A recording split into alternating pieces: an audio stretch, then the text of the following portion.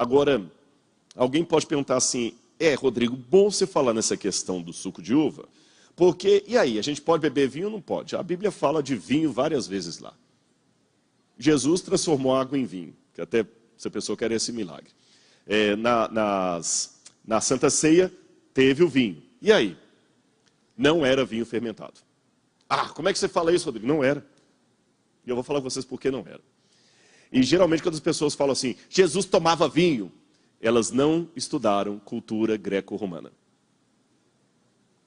Eu vou primeiro colocar o problema para responder para vocês. O vinho, a uva pura, só dá uma vez por ano. Eu não sei o mês que a uva dá no Brasil, no Oriente Médio é em setembro. Eu não sei quantas parreiras, tem alguém da área de agricultura que sabe me responder, no Oriente Médio é setembro. Aqui no Brasil eu não sei que época que é janeiro.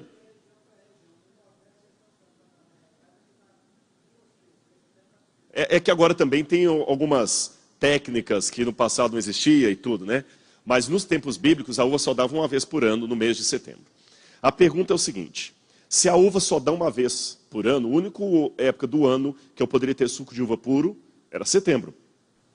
Porque depois, o que acontece? Ela fermenta, eles não tinham geladeira, não tinha lugar de conservar a uva, então era óbvio que o vinho tinha que ser fermentado. Eu não vou falar do Antigo Testamento, não. Vou falar só do Novo Testamento. Falei período greco-romano. Período greco-romano. No Novo Testamento, mesmo em Roma, não havia o costume de beber vinho puro, alcoólico. Não era de bom tom. Eu não quero dizer com isso que não havia pessoas que não consumiam vinho alcoólico. Havia. Por exemplo, nas festas de Baco, o deus do vinho, as pessoas se embriagavam. Mas como é que funcionava isso na sociedade greco-romana? O vinho alcoólico podia até ser usado, mas não era uma coisa que as pessoas aceitassem, achassem de bom tom ou batessem palma para aquilo. É como, por exemplo, a droga. A nossa sociedade tem uso de drogas, sim ou não? Sim. Mas se daqui a 2000 anos alguém falar o seguinte, não, na época lá do pastor Isaías, lá em Brasília, as drogas eram um uso normal das pessoas, não era normal. Não era. Mas como é que a gente lê nos relatos da época que um rapaz foi apanhado com droga na escola? Era uma situação ilegal, atípica, que a sociedade não aceitava. De modo normal, as pessoas não tomavam vinho alcoólico. E vou mais além. Estou falando de Roma. As pessoas não gostavam nem do gosto do vinho alcoólico. E nem do efeito embriagante que ele tinha. Então, quando a pessoa fala comigo assim, no tempo de Jesus as pessoas tomavam vinho normalmente, essa pessoa não conhece nada de história greco-romana. Está querendo argumento para eu beber vinho hoje. O vinho funcionava da seguinte maneira. Eles tiravam o suco de uva puro, tomavam, davam para as crianças, e eles pegavam uva passa,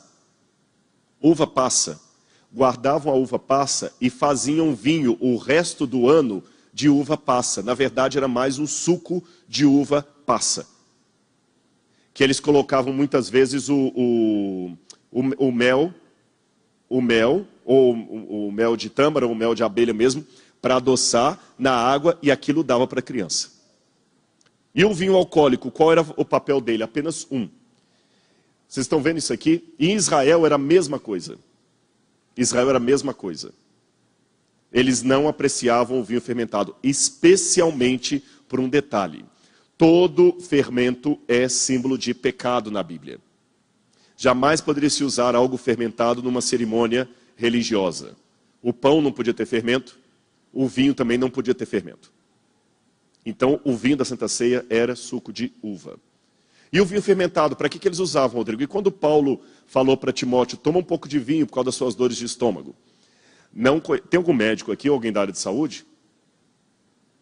Não tem? Não tem ninguém da área de saúde aqui? Estou olhando de novo? Não, não tem. Bom, vou falar, mas se estiver errado, eu sei que isso aqui não está, porque eu já falei na frente de médico. Eu não conheço nenhum trabalho médico, nada na medicina, porque eu já conversei com vários médicos, que diz que vinho alcoolizado ajuda a úlcera, o problema de estômago. Não tem nada disso, em lugar nenhum, que a uva cura problema estomacal. Então, por que Paulo aconselha Timóteo a tomar um pouco de vinho, não apenas água, mas toma também um pouco de vinho por causa das tuas enfermidades de estômago? Explico a vocês por quê. Esse achado arqueológico me esclarece. Isso aqui são objetos de uma casa judaica do tempo de Cristo. A primeira coisa que me chama a atenção é que eles colocam embaixo da mesa talhas de pedra. Talhas de pedra. Percebem aqui? Talhas de pedra. Para água. As talhas de pedra. Olha aqui. Por que de pedra? Porque os judeus tinham o costume de fazer esses utensílios de material lítico, de pedra, para purificação. Porque a argila solta elementos que tornam ali impuro. Então eles faziam de pedra. Inclusive encontraram em Israel agora, no ano passado, eu escrevi um artigo... Escrevi não.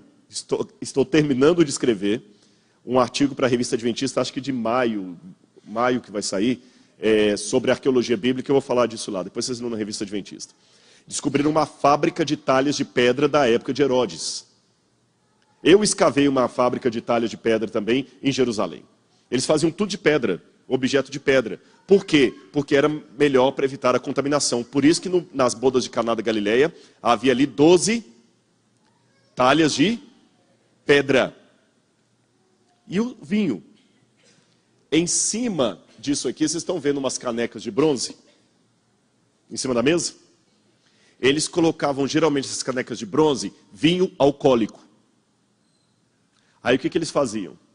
Quando eles queriam beber água, eles pegavam um pouco daquele vinho alcoólico, jogavam na água, misturavam, mas um pouco, é coisa de menos de 3%. 2%, a proporção é 98% de água para 2% de vinho alcoólico. Jogavam aquele vinho alcoólico ali, misturavam, deduzem por quê? Purificar a água de contaminações.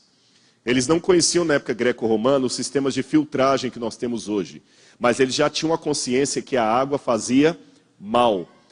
O sistema de ferver a água também não era conhecido na ocasião.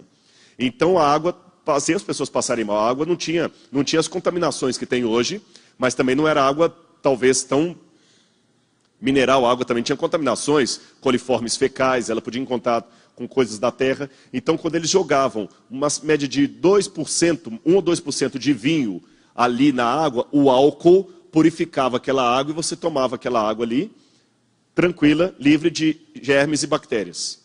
Entenderam ou não o sistema? Então, por isso que Paulo fala com Timóteo, não toma só água não, põe um pouco de vinho também.